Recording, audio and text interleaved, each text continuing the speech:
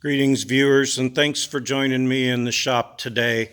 I'm going to do a little update on some upgrades from my fleet and where some things are going here. My Tundra is in the middle in the main work area here where it's going to be out of commission for a slight bit.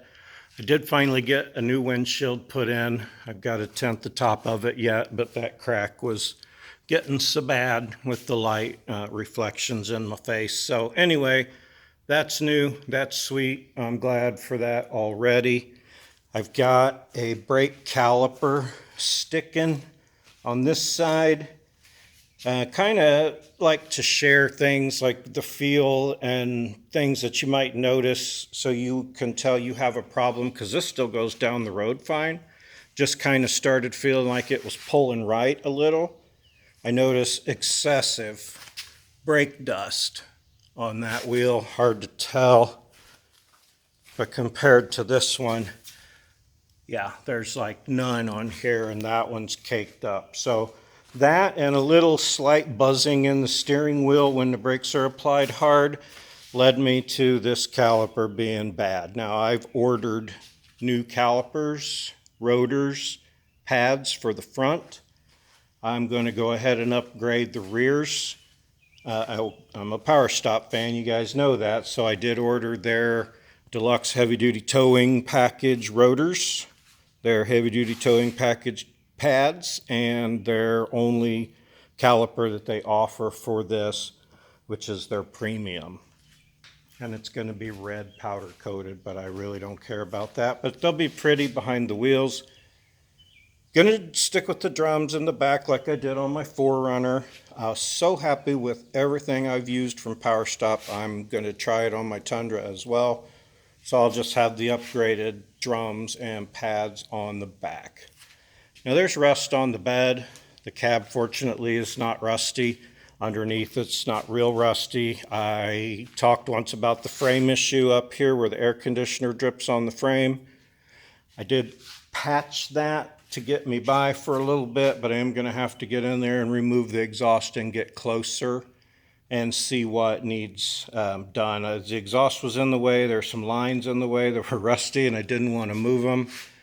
I noticed the rust in the frame. You can see the air conditioning water dripping. I put an elbow on it to reroute it, and I'll show you something on the 4Runner here too.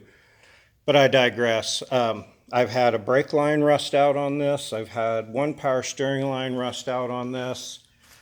The differential has started just barely weeping. It's a tiny, tiny leak. I noticed it when I was on a trip up in Michigan. We put it up on my buddy's lift. I cleaned it real good and JB welded over it. That slowed it down. You can see one tiny little drop under there. But if you check the level, I checked it today before I went to get my windshield done, and it was still, you still feel it on your pinky when you test it. So time to put some money in the Tundra. This truck works hard. When I did the ball joints on this last year, that was at 202,000 miles. This got 215 on it now. I know that isn't a lot in a year, but when you have 3 and sometimes 4 daily driver vehicles, putting 13,000 miles on this truck means it was towing or hauling the whole time it was working, because that's pretty much what I use it for. I did a tune-up, timing belt, and all that stuff on this when I got it. I'm finding some issues and I'm fixing them. So brake upgrades to come on this. Another rear diff repair, because I'm not going to buy one. I'm going to fix this one. So good luck fixing that last one. Now when I did the lowering on the LS400, which by the way, this thing rides amazing. Really rides fantastic. The more I drive it, the better it gets. Very few lowered car characteristics, like occasional bottoming. Occasionally you can feel the suspension droop to its max. I'm learning a little bit about how to drive this a little better, but like I say, I'm going to say 95% of the roads and my driving habits haven't had to change because of this. I think if I went lower, I'd have more issues, but at 2 inches lower, it's good. When I did this, I said I was going to have to do the timing belt. This one was done at 180,000. So at 90,000, it should have been done at 270. I'm at 274 on this. But I pulled this timing cover off. I want to get that down in there the best I can to show you. There's no cracks in this belt. Now, I know you're supposed to change them at 90,000. I know people that don't change them forever. I know they can go a little longer than that. I've got several engines with timing belts. The one on my Tundra was way overdue when I got it. This one looks fantastic compared to some I've seen. When we did the one on my buddy's 430, we took the covers off and we're like, holy cow, how did this thing even make it in the garage? But I digress. Now, I still need a tune-up. I got a PVC, positive crankcase ventilation. So PCV valve, weeping oil there. Not really any big drippies. There's no drippies underneath. The engine looks real good underneath. According to the records on Lexus, this has had a complete tune-up when it had the timing belt and such done. So that's also at 90,000. I'm going to buy plugs for it. When I do the timing belt, I'll get the PCV valve. I'll get a fuel filter for it. I will change the oil when that's necessary. It doesn't come with a tune-up per se, but anyways, I will get everything it needs, the air filter and such, when I do the timing belt. Now, all the things I just bought for the Tundra, that's going to cost a little bit of money, but I got to keep my bread and butter truck running and going, and I love this truck. So after I get the brakes fixed and everything else, I'll be doing some more framework on the front of that. That's the only spot that's really bad, and it's not really bad. It's only kind of bad-ish, but it comes from that air conditioner dripping, so check that on your car. I'll come back and show you how to inspect that timing belt real easy. It's only like a one knuckle buster job, but I wanted to show on my 4Runner what I did. Oh, hey Sam, I'm still not done with my bumpers. I want to do more. I want to brace these side wing pieces up a little bit there on the side. I still want to do something up the side here, but I've been driving it around. I got to get some more metal. I wasn't counting on Tundra problems, so the bumper's been delayed a little bit, but that's all right. Looks fine. It would work as it is right now, but I would feel better after it gets a bunch of bracing on it. Yes, I know. You're so cute. You're so freaking cute. This is Sim. He's my garage cat. He is so freaking cute. You just can't stand it. But I digress. That's not why we came out here.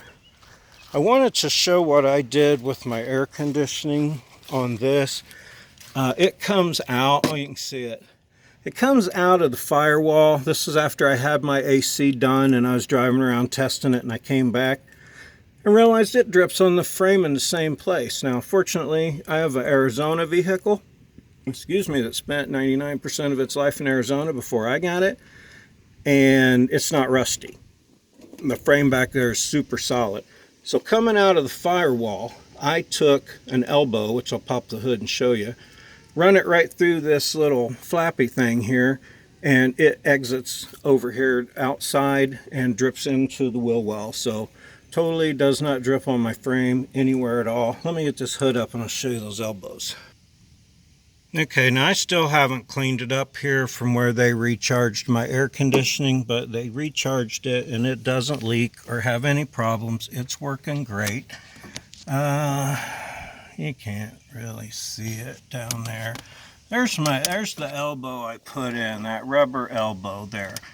It bends and just goes through that little rubber flap.